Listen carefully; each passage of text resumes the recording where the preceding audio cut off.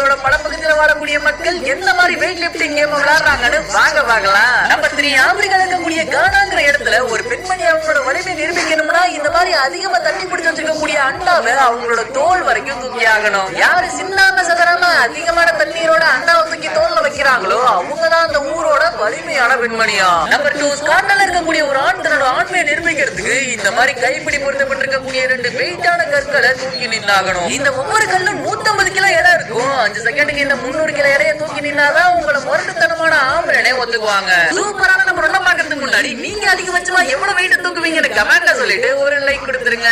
Number 1, பாகிஸ்தானை பொறுத்த வரைக்கும் ஸ்டோன் வெயிட் லிப்டிங் ஒரு ட்ரெடிஷனலான கேம். அங்க ஒவ்வொருத்தரோட வயசுக்கு ஏற்ற மாதிரி 100, 120, 150 கிலோ கற்களை தூக்கக்கூடிய போட்டி கூட நடக்குது. ஒருவேளை ஓபன் சாம்பியன்ஷிப் பண்ண வச்சா இந்த மனுஷன் தூக்குறாரு பாத்தீங்களா, இந்த மாதிரி ஒரு கல்லை தான் தூக்கி ஆகணும். இது 218 கிலோ. இதை தூக்கி போட்ட